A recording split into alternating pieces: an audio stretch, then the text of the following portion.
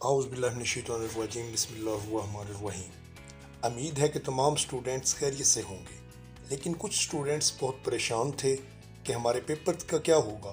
اور وہ اپنے آپ کو ایک ایسی صورتحال میں پھنسا ہوا تصور کر رہے تھے کہ جس میں ان کے پاس کوئی حل موجود نہیں تھا۔ اب حکومت پاکستان نے جو نیا لائحہ عمل تیار کیا ہے، اس کے مطابق امتحانات کا ملتوی ہونا کچھ سٹوڈنٹس کے لیے بہت خوش کن بھی ہے، کیونکہ وہ اپنے اوپر جو بوجھ محسوس کر رہے تھے وہ دور ہوتا ہوا نظر آ رہا ہے۔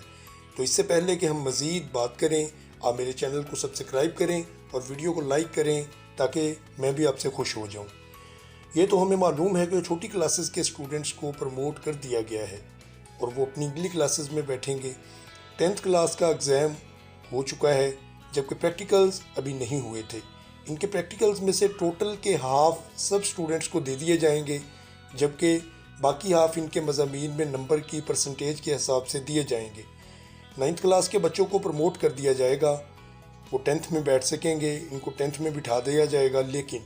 ہو سکتا ہے کہ اس کے بعد ان کے کمبائن پیپر لیے جائیں۔ اس کے متعلق جلد ہی کوئی پالیسی جو ہے وہ وضع کر دی جائے گی۔ سیکنڈ ایئر کی بات کریں تو پیپرز تو نہیں ہوں گے، لیکن ہو سکتا ہے کہ آپ کو فرسٹ ایئر کے مارکس کی بنیاد پر ایڈمیشن ملے،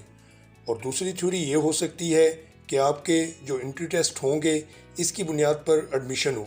یعنی ای کیٹ اور ایم ڈی کیٹ والوں کو اس بیس پر ایڈمیشن دیا جائے،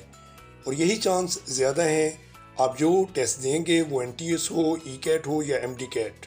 اسی کی بنیاد پہ میرٹ بنایا جائے گا۔ اگر ایسے ہو تو سٹوڈنٹس کے لیے بہت فائدہ ہے، کیونکہ ان کے پاس تیاری کے لیے کافی سارا ٹائم موجود ہے، تو وہ لاک ڈاؤن کے دوران اس ٹائم میں اپنے لیے اچھی تیاری کر کے اپنا ایڈمیشن کروا سکتے ہیں۔